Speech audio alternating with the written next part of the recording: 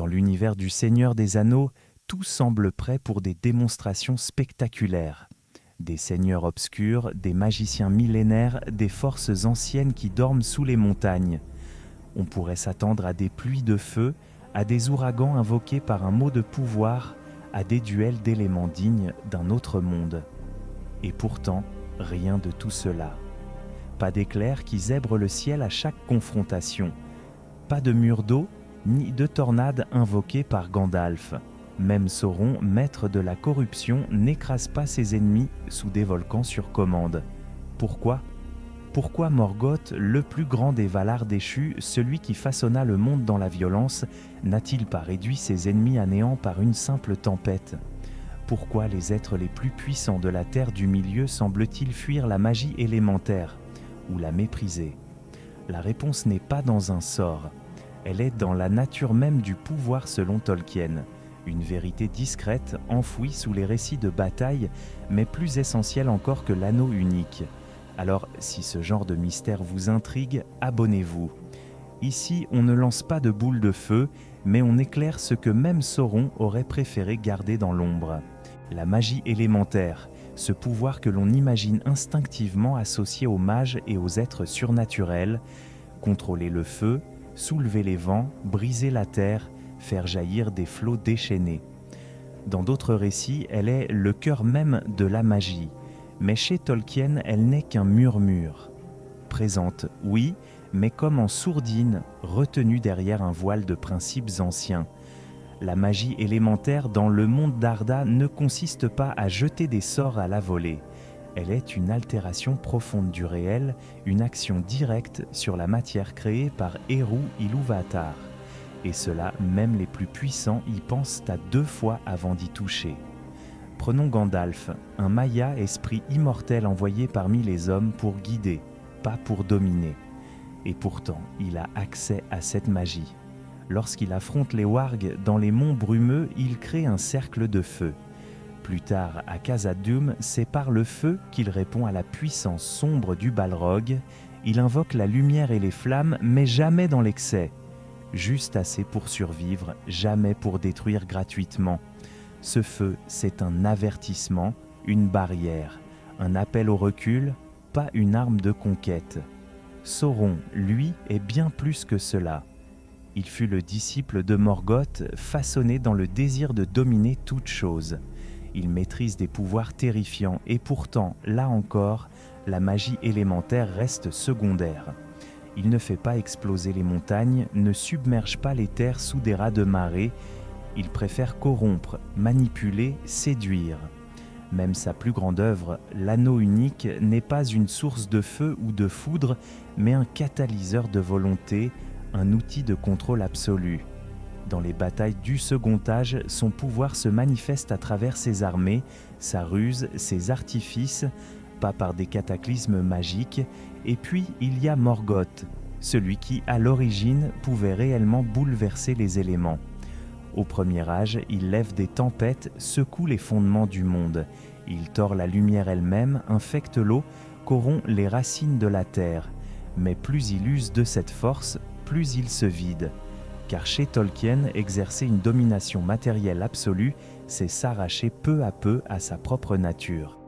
Morgoth finit prisonnier de ses forteresses, incapable de créer quoi que ce soit de beau ou de vivant.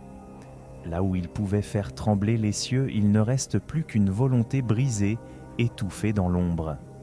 Les quelques moments où la magie élémentaire surgit dans le récit sont toujours empreints d'une gravité immense. Jamais gratuite, jamais spectaculaire sans raison.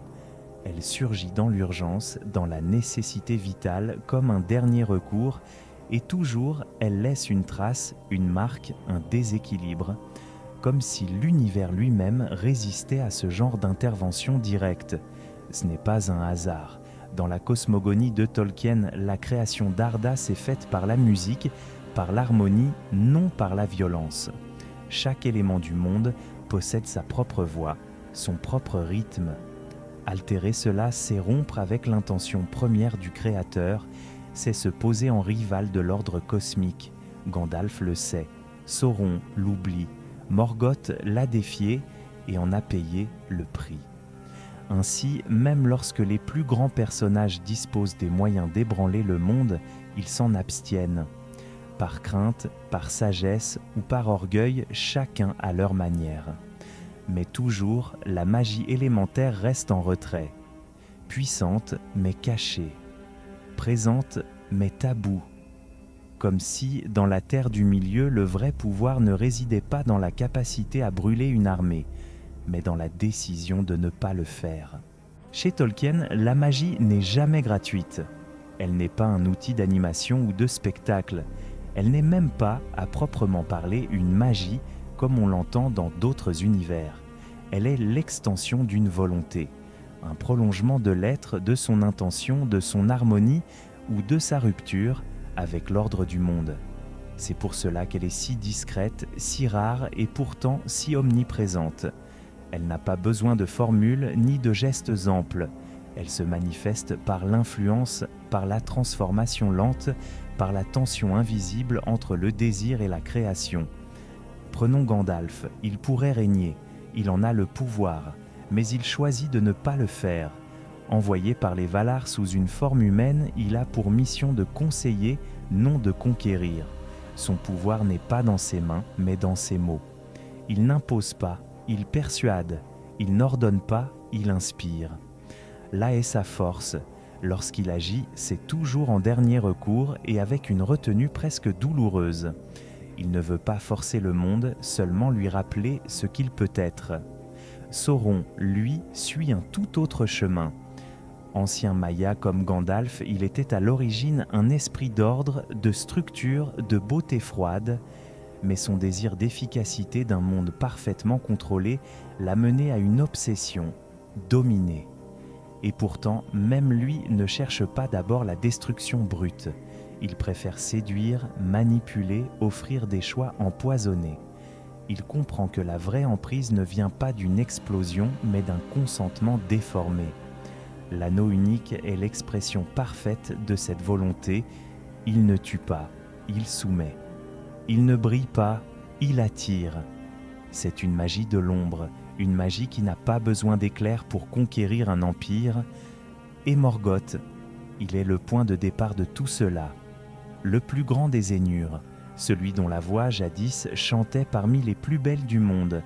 Mais très tôt, son chant se désaccorde, il veut créer à son tour, il veut donner la vie, façonner, posséder. Et comme il ne peut pas créer véritablement, il corrompt, il déforme, il force. Son pouvoir est massif, violent, immédiat. Il brise les montagnes, souille les sources, écrase la lumière. Au début, il semble invincible, mais plus il agit sur le monde, plus il s'y disperse. Il met une part de lui-même dans chaque créature qu'il altère, dans chaque forteresse qu'il érige, dans chaque flamme qu'il allume. Et peu à peu, il s'épuise. Son être se dissout dans la matière, son pouvoir s'étale, mais sa force décline. Il devient prisonnier de ses propres œuvres. C'est l'un des enseignements les plus profonds de Tolkien. Plus on cherche à imposer sa volonté au monde, plus on se perd soi-même. Le pouvoir, utilisé comme une force de domination, est une spirale descendante. Il séduit, il promet, mais il consume. Ce n'est pas un outil, c'est une épreuve. Chaque utilisation est une décision morale. Ainsi, la magie chez Tolkien ne révèle pas les capacités d'un personnage, mais son essence, son rapport au monde, sa compréhension des limites. Ce n'est pas un feu d'artifice, c'est un miroir. Les grands êtres de la Terre du Milieu n'échappent pas à cette règle. Gandalf refuse la tentation, Sauron y cède, mais avec ruse. Morgoth s'y abandonne corps et âme. Et à la fin, chacun récolte le fruit de son choix, non pas par un jugement divin, mais par les lois naturelles d'un monde où le pouvoir mal employé engendre sa propre ruine. Dans le monde de Tolkien, utiliser la magie élémentaire n'est jamais un acte anodin.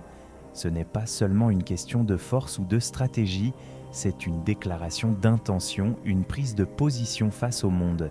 Et ceux qui choisissent de plier les éléments à leur volonté, de dominer la matière plutôt que de s'accorder à elle en paient toujours le prix. Fëanor, peut-être plus que tout autre, incarne cette tension. Il ne lance pas de flammes au combat, non. Mais il forge. Il crée les Silmarils, joyaux d'une beauté inégalée capturant la lumière des deux arbres eux-mêmes. Une lumière sacrée mise en cage par son génie et sa fierté. Cette création, magnifique en apparence, devient la source d'un incendie moral.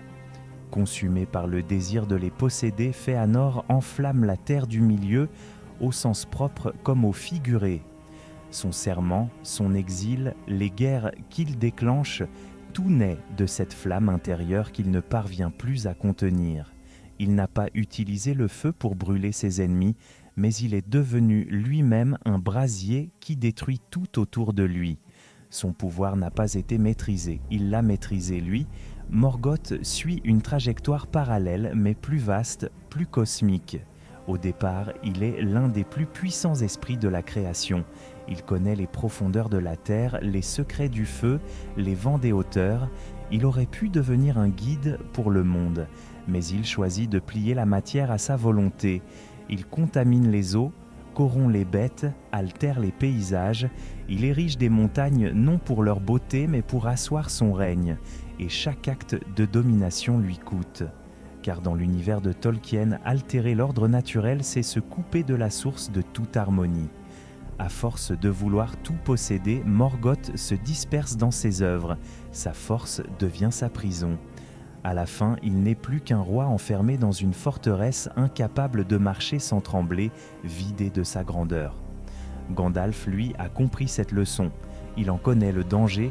Envoyé comme l'un des 5 Istari, il n'est pas là pour conquérir ni pour imposer. Sa mission est subtile, orienter, éveiller les consciences, éveiller le courage. Au Mont Venteux, lorsqu'il affronte les Nazgûl, il pourrait faire appel à une puissance écrasante. Mais il choisit la retenue. Il résiste, il éclaire, mais il ne consume pas. Ce n'est pas de la faiblesse, c'est de la sagesse. À Khazad-dûm, lorsqu'il fait face au Balrog, l'un des rares êtres capables de rivaliser avec lui, Gandalf utilise le feu, oui. Mais là encore, il se limite à l'essentiel. Il ne cherche pas à déchaîner les éléments, seulement à contenir l'ombre. Ce combat ne détruit pas simplement une créature maléfique, il transforme Gandalf lui-même. Il meurt, puis renaît.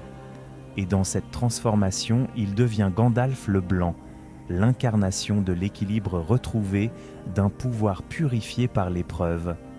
Les Istari ont reçu un avertissement clair de la part des Valar. S'ils se laissent entraîner par le désir de domination, ils tomberont dans les mêmes travers que Sauron. C'est pour cela que leur magie est discrète, presque invisible. Ce n'est pas un oubli scénaristique, c'est un choix moral. Car dans ce monde, le pouvoir est un poison subtil, il commence par aider et finit par dévorer. L'usage de la magie élémentaire n'est donc jamais neutre. Chaque éclair lancé, chaque flamme invoquée pèse sur l'âme de celui qui l'appelle, et ceux qui cèdent à cette tentation risquent de perdre ce qu'ils sont, jusqu'à devenir l'inverse de ce qu'ils défendaient.